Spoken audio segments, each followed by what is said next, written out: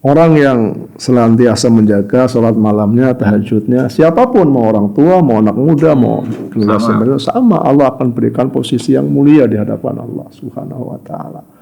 Ini salah satu mengapa Isra Mi'raj ini penting ya untuk dibicarakan, untuk diperingati. Salah satunya jadi merefresh kembali dan menghadirkan kembali gitu ya, supaya apa yang diperoleh Rasulullah, apa yang disaksikan dan dialami para sahabat itu bisa juga kita rasakan. Nah, itu insya Allah.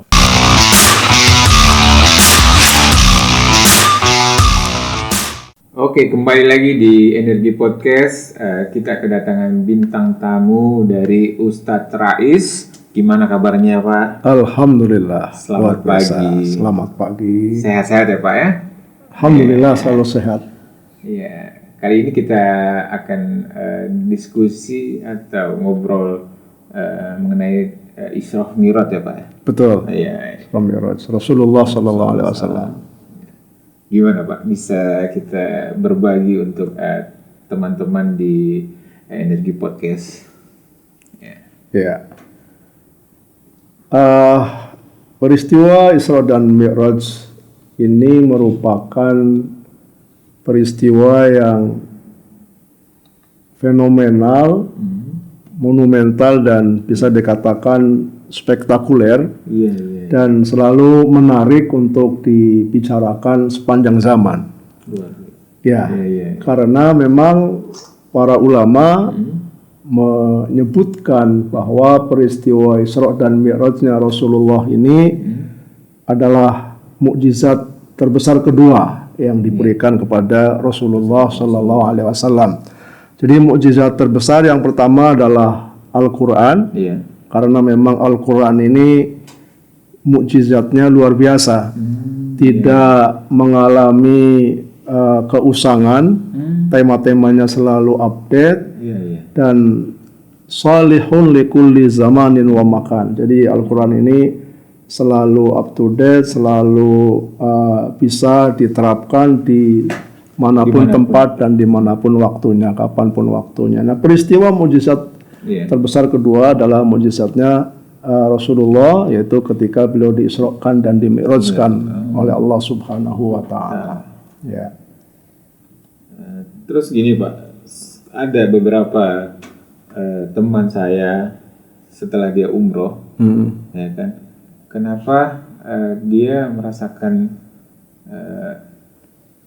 beda banget gitu kan? Padahal sama-sama masjid di Indonesia juga ada masjid, ya kan? Tapi dia kenapa pas dia lihat kubahnya atau Ka'bahnya itu dia mengeluarkan air mata. Ya. Nah, itu istimewanya seperti apa? Bisa kita ceritakan, Pak? Kalau kita analisa, memang Ka'bah ini selain merupakan pusat untuk menyatukan arah umat Islam ketika beribadah, terutama ibadah sholat, ini memang di hati umat Islam memiliki tempat tersendiri, karena memang Nabi Ibrahim ketika membangun kembali Ka'bah, beliau pernah berdoa, waz'al af'idatan nas tahwi ilaihim, jadikan hati manusia ini punya kecenderungan, keinginan untuk selalu datang menuju ke Masjidil Haram yang di situ ada Ka'bah. Maka siapapun yang Muslim pasti ada kerinduan untuk bisa ke Masjidil Haram, ke Ka'bah. Yang belum, saat pertama kali melihat itu seolah-olah percaya tidak percaya, maka otomatis itu ada energi yang keluar ya untuk dia meneteskan air mata. Jangankan yang pertama, yang sudah berkali-kali pun insya Allah merasakan hal yang sama. Ya, itu salah satu memang keistimewaan yang dimiliki oleh Ka'bah, oleh Masjidil Haram. Ya. Berarti nyambungnya yang tadi juga ya Pak ya, Isra Mi'raj itu ya. Betul. Ada apa namanya? Mungkin ya itu tadi beberapa masjid yang mungkin dibilang bukan sama, tapi ada histori atau kekuatan yang membuat beda sama yang lain.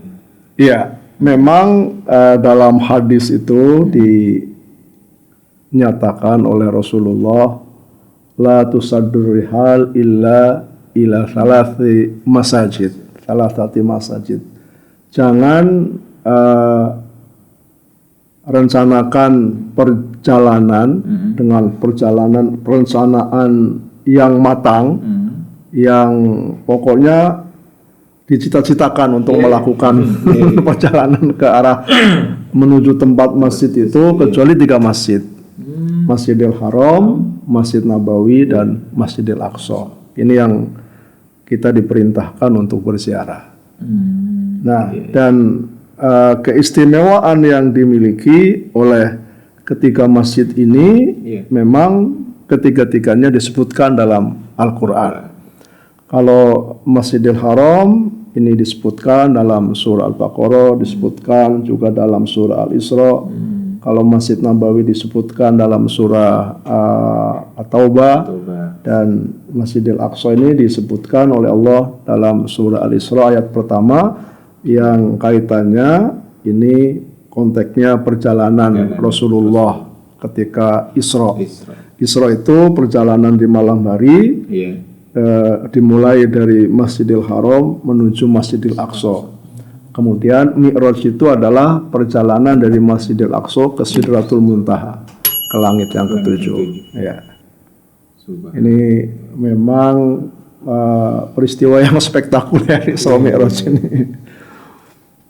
Dan semua yang dilalui dalam perjalanan Rasulullah Isra dan Mi'raj ini memang tempat-tempat yang bersejarah, dan juga Allah sebutkan barokna haulahu, Allah berkahi. Jadi sekitar Masjidil Haram, kemudian Masjidil Aqsa itu tempat-tempat yang diberkahi. Kita lihat faktanya sekarang, tempat-tempat itu memang mendapatkan keberkahan dari sisi spiritual dan juga dari sisi ekonomi.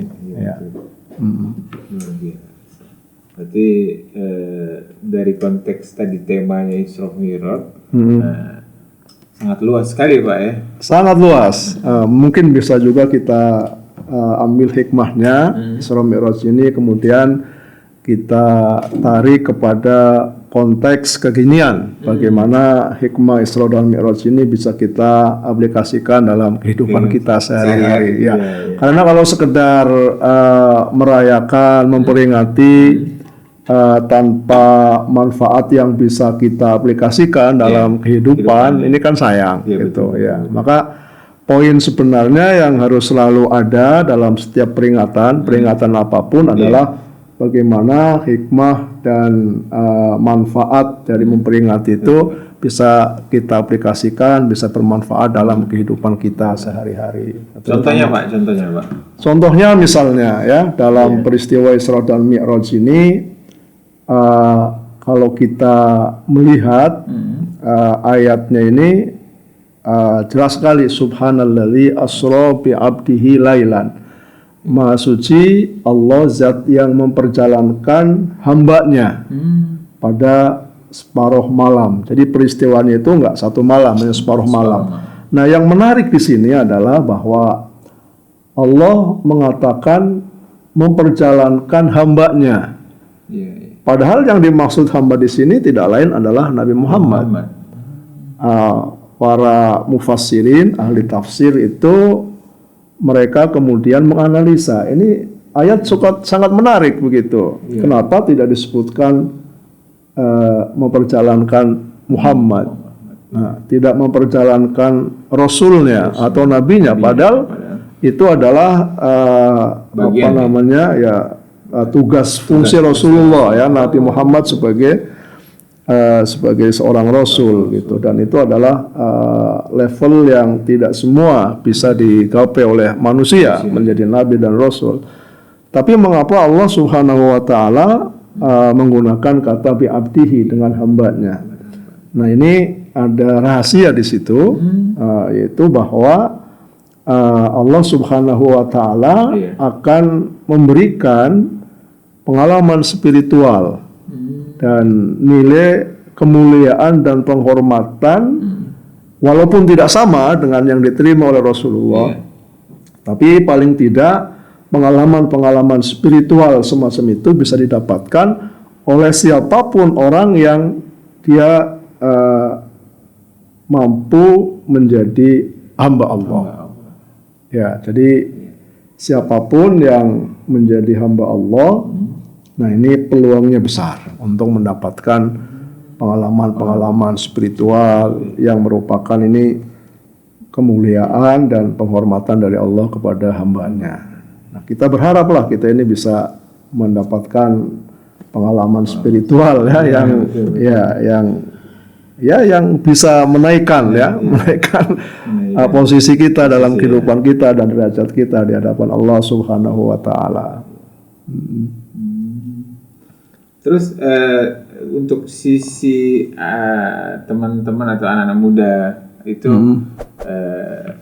perlu gak sih sudut pandang yang untuk lebih dia bilang gampang dimengerti sama anak-anak muda tentang Islam Mi'raj itu? Apakah untuk naik kelas? Misalnya contoh kayak anak muda tuh dia sudah belajar, berarti kan harus diuji. Betul. Diuji. Untuk menuju ke situ kan, apakah itu bisa jadi perumpamaan atau yang tadi diperingati Isra Mi'raj itu? Iya. Jadi kalau untuk kaum milenial dan generasi Z, ini juga sangat menarik sebenarnya. Hikmah dari Isra dan Mi'raj ini sangat penting juga untuk mereka-mereka. Kenapa? Karena Isra dan Mi'raj ini membawa pesan-pesan yang kalau ini dilaksanakan oleh kaum generasi milenial itu insya Allah akan menjadikan hidup mereka lebih hidup. Nah, hidupnya lebih hidup. Misalnya seperti ini, salah satu hadis yang berkaitan dengan peristiwa Isra dan Mi'raj ini, Rasulullah mengatakan as-salatu mi'rajul mu'min. Salat itu adalah mi'raj. Mi'raj itu ya naiknya lah ya. Nabi dikatakan mi'raj itu kan dari Masjidil Aqsa ke Sidratul Muntaha ke langit itu. Nah, kalau seseorang ingin menaik spiritualitasnya, maka salah satunya adalah dengan melaksanakan sholat. Dan sholat ini memang merupakan sarana terpenting bagi seorang hamba untuk mendekatkan diri kepada Allah Subhanahu wa Ta'ala. Maka ketika kaum milenial, adik-adik kita ini, kita juga milenial, Pak. Oh iya, masih muda. Masih muda. Nah itu sesuai dengan firman Allah dalam surah Al-Baqarah itu dikatakan, ya ayyuhalladzina amanu sta'inu bis-sabri was-shalah. Minta pertolongan kepada Allah ya dengan sabar dan sholat. Jadi memang ada berbeda pemahaman dan pandangan sementara orang. Kadang orang mengatakan sholat itu ya tidak karena apa-apa, karena memang hanya melaksanakan perintah Allah, ingin mendekatkan diri kepada Allah. Tapi memang ayat ini kan memerintahkan juga bahwa mintalah pertolongan dengan sabar dan sholat. Jadi sholat ini memang kita gunakan untuk meminta apa yang akan kita minta kepada Allah. Tadi misalnya Pak Agus katakan gimana mereka mau meningkatkan prestasi mereka. Bisakah dengan sholat? Bisa.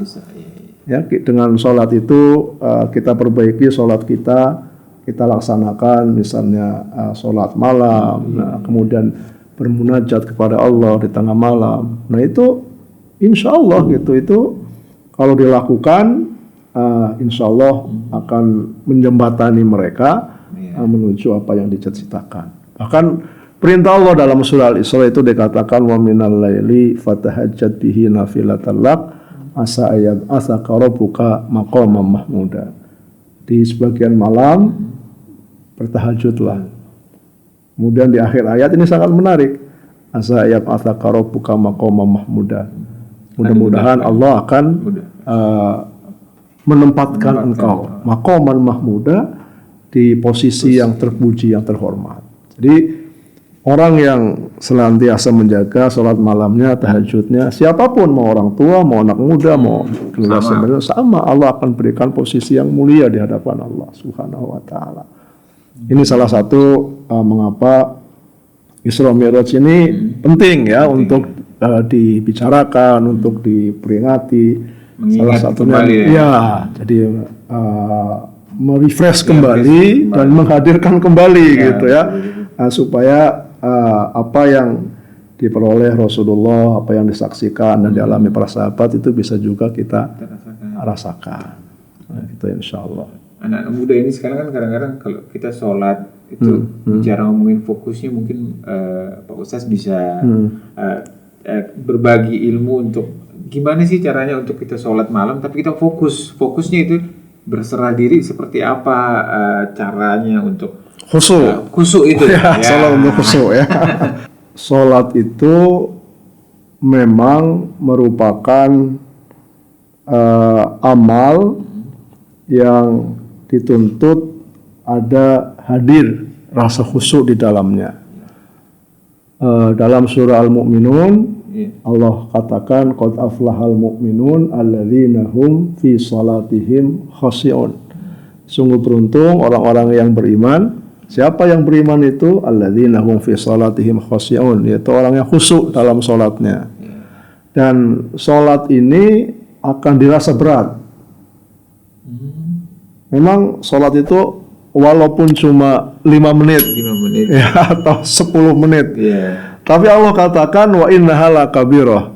Itu akan dirasakan berat illa alal khashi'in, kecuali oleh orang-orang yang khusyuk dalam salatnya. Masalahnya adalah bagaimana kita ini mendapatkan khusyuk dalam salat. Nah, sebelum berbicara tentang bagaimana kita ini bisa khusyuk dalam salat, mungkin ilustrasi dari khusyuk itu apa? Nah, kadang kita salah menerjemahkan atau memaknai khusyuk. Nah, khusyuk itu ada orang yang mengatakan, pokoknya ini khusyuk itu nggak ingat apa-apa. Nggak ingat apa-apa, nggak dengar apa-apa. Nah, fokus. Sering diberikan ilustrasi ketika sahabat Nabi Ali bin Abi Thalib itu terkena anak panah. Nah, supaya anak panah itu bisa anak panah kan begini, di bagian ujungnya itu tidak lancip aja, tapi ada yang kalau ditarik dia tidak bisa, robek begitu kan. Nah, dikisahkan sahabat Ali ini kalau ingin mencabut ini panahnya yang menancap itu sholat, dalam keadaan sholat supaya nggak terasa gitu. Nah, sampai segitunya. Apakah sampai segitunya seperti itu? Ya itu tingkatan yang sudah sangat advance gitu ya. Nah, tapi paling tidak khusyuk ini kalau untuk kita semuanya ya, mungkin ya adik-adik kita generasi milenial, saya ingin menghadirkan ilustrasi khusyuk itu dengan dunia mereka. Siapapun kan pernah muda. Pernah muda kan? Iya, pernah. Walaupun sekarang masih muda. Masih muda. Muda banget. Ya. Nah, anak muda ini kan ada masanya mereka suka dengan lawan jenis. Nah, saya tidak sedang melegitimasi bolehnya hubungan mereka, tidak ya. Saya ingin menggambarkan bahwa ilustrasi dari fokus adalah ketika misalnya ada seorang anak laki-laki, anak remaja naksir kepada lawan jenis, kemudian terjalinlah hubungan cinta asmara di antara mereka, kemudian mereka janjian. Sekali lagi nih mau tanda kutip, bukan saya melegitimasi, bukan tapi ini ilustrasinya gitu. Nah, misalnya kemudian janjian, kemudian ngobrol sore hari gitu, hari Ahad ini ngobrol di sana di pantai Manakara misalnya. Nah, kan ngobrol gitu. Ngobrol. Ketika mereka ngobrol, temanya juga nggak jelas. Yang jelas ngobrol aja, jalan aja gitu kan, mengalir aja. Nah kemudian mereka lihat nggak ada orang lewat, lihat. Mereka dengar nggak anak-anak menangis, lihat. Tapi kan mereka tetap fokus. Satu dengan yang lain bicara. Nah kurang lebih begitulah ilustrasi dari fokus. Gitu. Jadi ada orang yang menggambarkan fokus itu ketika sholat nggak ada, pokoknya ada peristiwa apapun nggak kedengeran. Gitu, ya. Misalnya ada orang buka pintu, bahkan ada mobil tabrakan pun dia nggak dengar. Bukan itu. Bukan itu. Yang namanya khusyuk itu adalah tetap indera kita ini menangkap apa yang terjadi. Nah, tapi hati kita tetap fokus kepada Allah Subhanahu wa taala. Nah, jadi seperti itulah gambaran fokus ya. Gambaran khusus seperti itu. Nah, bukan berarti ketika kita sholat ini nggak dengar apa-apa, kemudian nggak ingat apa-apa. Gitu. Yang jelas khusus itu adalah hati kita fokus kepada Allah. Nah, jadi gambarannya tadi. Karena Nabi juga. Siapa yang berani mengatakan Nabi sholatnya khusyuk? Nggak ada. Nabi itu yang paling bagus sholatnya. Cuma ketika Rasulullah SAW sholat dan mendengar ada anak menangis, beliau tahu. Beliau kemudian mempertimbangkan, ini pasti ibunya resah hatinya. Ini ibu-ibu ya kalau anaknya yang kecil sedang menangis, jangankan ibu-ibu, bapak-bapak juga sama. Anakku kenapa? Pasti itu kan. Nah, supaya ini hatinya tenang, Rasul kemudian mempersingkat sholatnya, tidak memperlambat, tidak memperpanjang sholatnya. Ini kan berarti orang yang khusyuk itu tetap mendengar, tetap misalnya logikanya jalan gitu, tapi tetap fokus dengan Allah Subhanahu Wa Taala.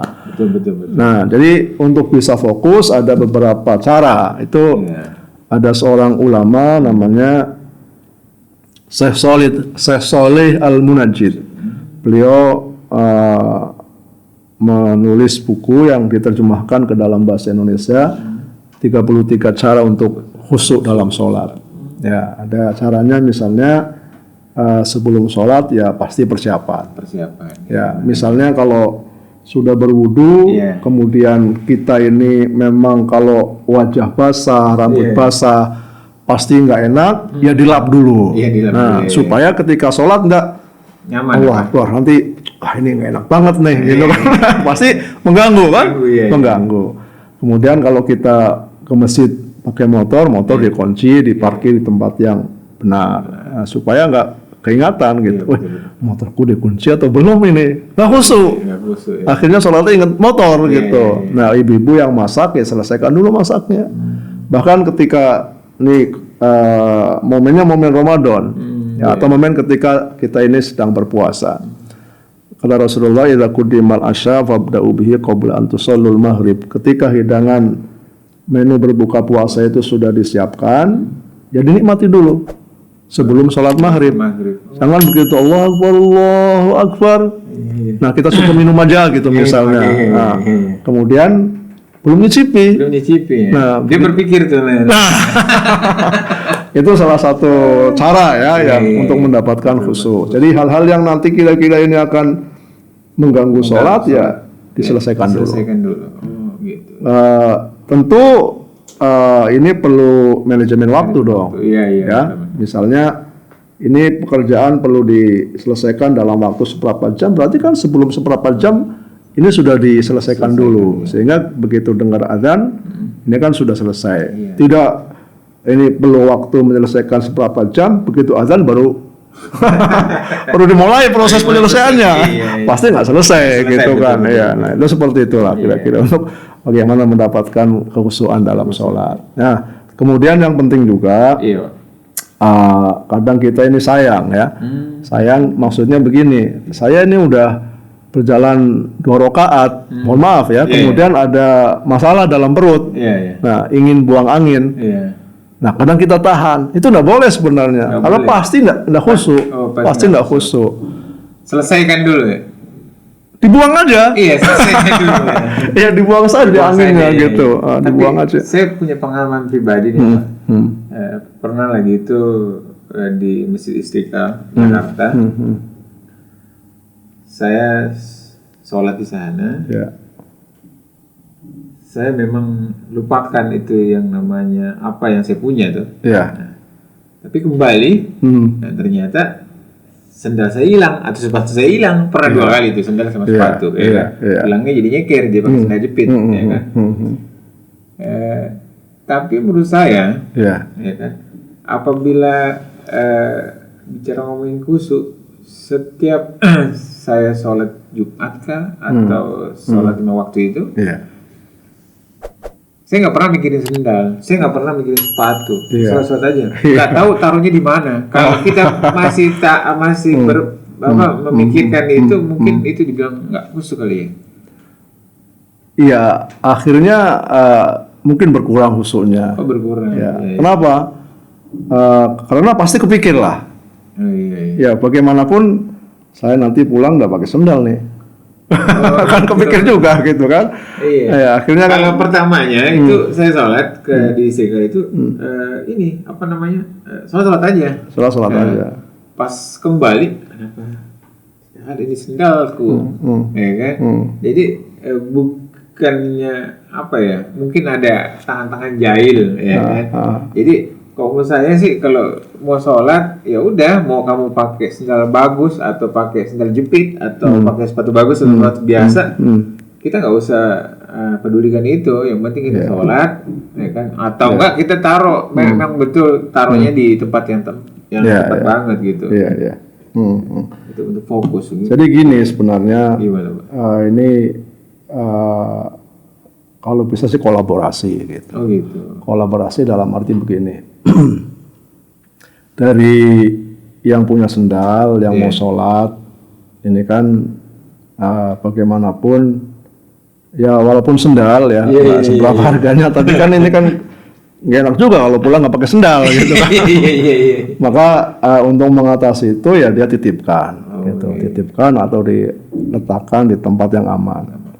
Karena Nabi juga pernah berpesan gitu, yang disebut tawakal itu kepada sahabat yang datang ke masjid, kemudian bawa ontanya dilepas saja, nggak diikat. Ditanya, kenapa nggak diikat? Saya tawakal. Begitu, saya tawakal pada Allah. Gitu. Nah, kemudian ditegur oleh Rasulullah, ikat dulu, ada upaya dulu, ada usaha dulu, nah baru serahkan kepada Allah. Nah, itu yang namanya tawakal. Nah, jadi tawakal dalam hal sholat. Nah, ini taruh dulu sendalnya atau dititipkan. Kalau di Istiqlal kan ada itu ya tempat penitipan. Di masjid-masjid besar pasti ada. Nah, itu dititipkan. Memang bayar 2.000 lah. Nggak apa-apa. Sebenarnya kan lebih aman gitu. Khusus juga sholat gitu ya. Nah, itu upaya dari kita.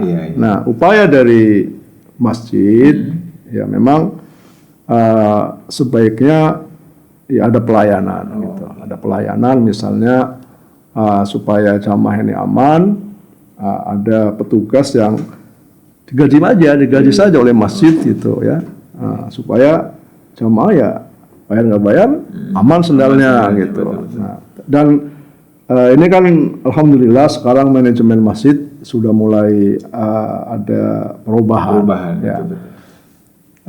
Dan masjid memang betul-betul diberdayakan untuk kemaslahatan umat gitu. Dan ada beberapa masjid ya yang viral lah gitu. Bahkan di Yogyakarta, Jogokarian itu saya dengar kalau ada motor, jangankan sendal, motor hilang pun akan diganti oleh mereka. Gitu. Ini kan sebuah apa ya, memberikan rasa aman, ya. Nyaman juga. Nah, orang tertarik untuk bisa datang ke masjid, untuk beribadah di masjid. Nah, masjid itu untuk masjid. Nah, untuk umat. Masjid untuk umat. Nah, kan sekarang banyak juga gitu yang takmir masjid bangga kalau masjidnya itu saldonya banyak. Padahal masjid itu bukan bank. Bukan tempat menyimpan uang, betul. Bukan besar-besaran saldo, benar. ya. Tapi itu mereka yang infak, yang sedekah itu pun ingin supaya infaknya, sedekahnya itu berguna, bermanfaat dan langsung mendapatkan pahala. Nah, kalau hanya ditaruh di rekening oleh, mohon maaf ya, pengurus atau takmir, itu kan tertahan juga amal orang gitu. Padahal itu amal untuk segera disampaikan kepada yang berhak. Nah, seperti itu. Tapi kalau seandainya sudah seperti itu masih hilang juga, saya ada pernah datang ke sebuah masjid, di situ ada tulisan begini. Apa tulisannya itu, Pak? Tulisannya ini sangat bagus. Jadi kalau sendal Anda hilang di masjid, itu adalah musibah kecil. Musibah yang sebenarnya adalah ketika sendal Anda tidak pernah terlihat di masjid. Nah, kenapa Pak musibah besar? Karena ya, ciri orang yang beriman itu adalah masjid. Dalam surah At-Taubah dikatakan, innama ya'muru masajidallah man amana billah. Sesungguhnya yang mampu dan mau memakmurkan masjid Allah itu adalah orang-orang yang beriman. Di sini Allah kaitkan antara kemauan dan kemampuan memakmurkan masjid dengan keimanan. Artinya orang yang masjid, ya pasti ke masjid. Orang yang beriman pasti ke masjid gitu. Bahkan dalam hadis itu kan dikatakan satu di antara 7 golongan yang nanti akan dinaungi oleh Allah di hari kiamat, di padang mahsyar ketika matahari didekatkan. Itu salah satunya adalah warajulun qalbuhu mu'allaqun bil masjid. Laki-laki atau siapapun ya yang hatinya itu tergantung, ya terlalu teringat dengan masjid gitu. Nah, jadi memang kolaborasi lah gitu ya, antara masjid, antara jamaah yang mau sholat di sana gitu. Insya Allah akan tercipta kekhusyuan gitu. Aduh, kembali lagi ke Isra Mi'raj. Betul, oke. Ya, kalau ayat ini kan hanya menyebutkan poin-poin pentingnya. Kalau kisahnya sendiri ya lebih detail kita baca di buku-buku tarikh, buku-buku sejarah. Nah, peristiwa Isra dan Mi'raj ini terjadi ketika Rasulullah SAW mengalami puncak kesedihan. Kesedihannya adalah Rasulullah SAW memulai dakwahnya di kota Mekah. Dan semua nabi, bukan tidak hanya Nabi Muhammad, itu kan tidak langsung diterima dakwahnya. Mereka dimusuhi oleh kaumnya, tidak diterima. Nah, Nabi juga mengalami hal yang sama. Di saat memulai dakwahnya di Mekah, beliau dimusuhi, dihina, dilabeli dengan predikat-predikat yang mengerikan, ya, tukang sihir, dukun, orang gila, macam-macam lah itu ya. Dilempari batu, diusir dari kampungnya. Nah, waktu itu Rasulullah SAW ada 2 orang yang membackup, yang membantu beliau.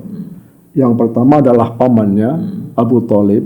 Walaupun beliau ini tidak sampai masuk Islam, tapi pasang diri, pasang badan. Nah, apapun yang dilakukan oleh keponakannya Nabi Muhammad, jalankan, nggak usah khawatir, saya pasang badan gitu, kata Abu Thalib. Itu dipanggil oleh Allah, beliau meninggal. Nah, kemudian orang yang kedua, bahkan sebenarnya orang yang pertama adalah istri beliau, Siti Khadijah radhiyallahu anha. Nah, ini Khadijah begitu menjadi suami Rasulullah, Nabi Muhammad awalnya kan, sebelum menjadi Rasul, udah menikah dengan beliau. Nah, ini begitu Nabi Muhammad menerima wahyu, Siti Khadijah orang yang pertama masuk Islam, dan sejak itu semua yang beliau miliki itu untuk Nabi Muhammad, untuk perjuangan beliau. Dan kedua orang ini, Abu Thalib dan Siti Khadijah, ini adalah bangsawan yang punya nama yang disegani di masyarakat Mekah, suku Quraisy waktu itu. Kedua-keduanya dipanggil oleh Allah. Ibarat kita ini punya program ya di masyarakat yang membackup kita ini, sudah dipanggil semua. Tidak ada siapa-siapa lagi. Iya. Nah, maka bukan cuma yang backup, ini buah hati, ya. Istri. Ya, benar. Nah, jangankan istri yang luar biasa seperti Khadijah yang membackup, memberikan seluruh harta, tenaga, perhatian ya, untuk membantu Rasulullah. Istri yang biasa aja seperti istri kita misalnya pun kita kehilangan mereka, ada kesedihan yang luar biasa. Betul. Nah ini sudah dipanggil dua orang yang senantiasa membela Rasulullah. Kedua orang ini meninggal, tekanan dari orang Quraisy, orang kafir ini makin menggila. Maka Rasulullah itu sangat sedih. Dan para ahli sejarah memberikan nama tahun itu Amul Hazn. Jadi tahun duka cita. Nah, kemudian Allah rupanya ingin memberikan hiburan. Ya, kepada Rasulullah SAW dan penghargaan atas konsistensi beliau dalam berdakwah. Akhirnya beliau diperjalankan ini, perjalanan Isra dan Mi'raj. Jadi dalam sejarah itu di malam hari itu Rasulullah SAW ditemui ya oleh malaikat, kemudian beliau dibelah dadanya, hatinya dicuci. Ya, maka beliau hatinya sangat bersih, sangat suci. Tidak ada rasa iri, tidak ada rasa dendam, gitu. Dicuci beliau. Nah, kemudian diperjalankan dari Masjidil Haram ke Masjidil Aqsa, dari Mekah ke Palestina. Yang pada waktu itu ukuran perjalanan dengan onta kurang lebih 40 hari. 40 hari ya. Ya, dengan onta ya. Ya kalau sekarang kan pesawat. Iya, betul. Nah, kemudian setelah dari Masjidil Aqsa ini, beliau Mi'raj ya ke Sidratul Muntaha. Jadi ada dua perjalanan ke langit ya. Maka di atasnya Sidratul Muntaha gitu ya, Sidratul Muntaha. Nah, itu peristiwa yang merupakan hiburan bagi Rasulullah dan juga sekaligus penghormatan dan kemuliaan yang Allah berikan kepada Nabi Muhammad SAW. Dan kalau bicara tentang Isra Mi'raj ini hikmahnya banyak sekali, karena dalam perjalanan Isra dan Mi'raj itu Rasulullah diberikan pelajaran yang luar biasa. Ada peristiwa-peristiwa yang Allah perlihatkan langsung, baik yang masa lalu ataupun yang masa yang akan datang. Nah, itu diperlihatkan kepada Rasulullah SAW. Dan salah satu oleh-olehnya ya tadi yang kita sebutkan di awal, sholat itu. Ya, mengenai sholat ini kan disampaikan langsung oleh Allah pada saat Isra Mi'raj. Kalau perintah haji itu disampaikan oleh malaikat Jibril, perintah puasa melalui malaikat Jibril, perintah zakat melalui malaikat Jibril, satu-satunya yang Allah langsung sampaikan itu adalah sholat. Ini menunjukkan apa? Sangat penting. Misalnya nih, ada perintah ini, saya melalui orang. Nah, tapi kalau perintah yang satunya ini, khusus urusan yang satu ini, saya langsung ngomong sama Pak Agus misalnya. Berarti kan ini bukan main-main yang saya bicarakan gitu, karena nggak melalui orang. Nah, langsung. Sholat itu seperti itu, disampaikan langsung oleh Allah kepada Nabi Muhammad SAW. Jadi ini bukan hal yang main-main sholat itu. Maka perlu kita ini perhatikan betul tentang sholat ini, terutama anak-anak muda lah gitu ya. Kadang-kadang kita melihat ini tidak semua ya, tapi anak-anak muda ini ada yang kurang perhatian dengan sholat, bahkan di beberapa media sosial sholat itu jadi gurauan. Nah, ada yang sholatnya dimain-mainkan. Nah, itu sebenarnya tidak ini ya, tidak bagus lah. Bahkan itu ada kesan apa namanya melecehkan agama. Ya, mereka sholat Islam. Balik doang nih. Nah, tapi itu dia. Nah, tingkah lakunya ya kan. Ah, itu dia. Nggak harus juga bicara ngomongin sholatnya tuh. Iya, betul. Ya. Kalau memang tingkah lakunya aja. Kalau sholat itu kan nomor satu lah. Nah, betul. Ya, sholat itu ya kewajiban. yang harus ditunaikan gitu. Iya, kewajiban. Dan menurut saya kalau seandainya kita disuruh bayar Pak, nafas, ya kan, mahal tuh Pak. Kalau orang sakit, ya kan, kita dikasih oksigen, ya kan, ya, satu tabung itu sudah berapa memang. Nah kita cuma di situ cuma satu doang, ya kan? Yang utama sholat, ya kan? Udah dia nggak minta apa-apa, ya kan? Kalau menurut saya ya disegerakan lah. Apabila memang sudah bunyi azan, segera. Ya. Gitu, dan saya baca itu bisa juga kita buka di Google gitu. Berapa sih kalau udara yang kita hirup ini satu hari dikalkulasikan, dikonversi ke rupiah. Nah itu ada yang menghitungnya 91 juta satu hari. Untuk oksigen dan nitrogen yang apalah saya kurang paham itu ya. Bukan bidang keilmuan saya. Itu kurang lebih 91 juta Pak. Satu hari. Nah kan luar biasa itu. Nggak cukup duit kita kalau untuk beli itu gitu. Nah kemudian saya juga pernah baca di salah satu websitenya Pak Dahlan Iskan.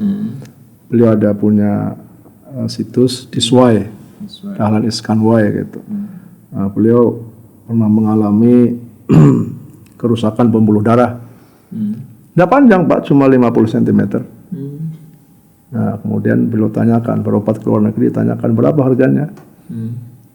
500 juta Pak. 500 juta. Ya. Pembuluh darah 50 cm.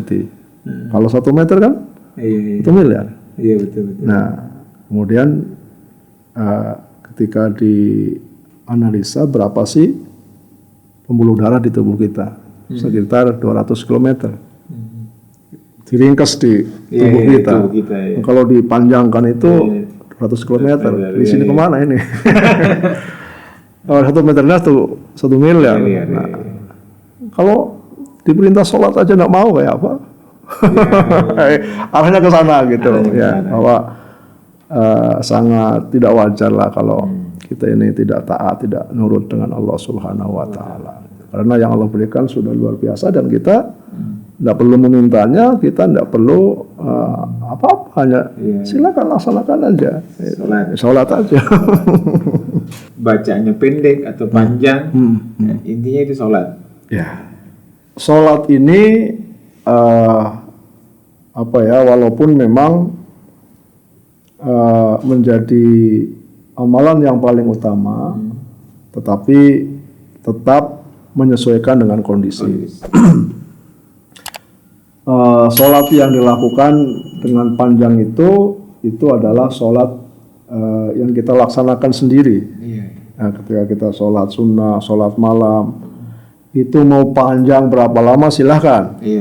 Nah, tapi kalau ketika kita berjamaah, Pak Agus menjadi imam atau siapapun kawan-kawan yang diamanahi jadi imam, kata Nabi, idza amma ahadukumus shalah falyukhaffif. Kalau kalian mengimami sholat, ringankan, pendekkan. Fa inna fihi mudha'if, karena ada orang yang dhaif, yang lemah. Ya, fihumus saghir, ada anak kecil. Wazal hajah, jangan lupa ada orang yang punya hajat.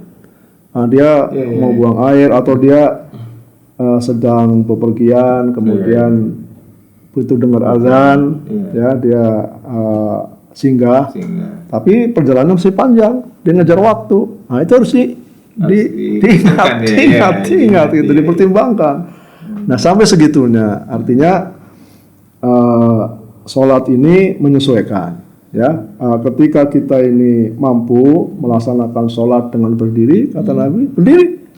Nggak mampu, duduk. Betul. Duduk nggak mampu juga, baring silahkan. Nggak ada libur dalam sholat ya. Nggak ada libur dalam sholat. Kalaupun berbaring nggak bisa, dengan isyarat aja. Ya. Nah, kalau nggak bisa apa-apa ya sudah, kubur aja. Sholatkan. Bisa apa lagi? Iya. Alhamdulillah sudah dijelaskan tadi dengan Pak Ustaz mengenai tentang Isra Mi'raj. Kesimpulannya untuk teman-teman Energi Podcast dan masyarakat luasnya, Pak. Ya, Isra Mi'raj ini mempunyai hikmah dan pelajaran yang sangat penting dan senantiasa up to date ya untuk kita aplikasikan dalam konteks kekinian kehidupan kita. Semakin kita ini dekat dengan Allah, maka semakin mulia. Nah, kemudian yang paling penting juga dari peristiwa Isra dan Mi'raj ini adalah bagaimana kita memperbaiki, menjaga dan memelihara sholat kita. Nah, kalau kita jaga, pelihara dan perbaiki sholat kita, insya Allah kualitas hidup itu pun akan Allah perbaiki. Nah, insya Allah seperti itu. Terima kasih banyak Pak Ustaz sudah hadir di Negi Podcast. Ya, alhamdulillah. Oke, terima kasih. Assalamualaikum warahmatullahi wabarakatuh. Waalaikumsalam warahmatullahi wabarakatuh.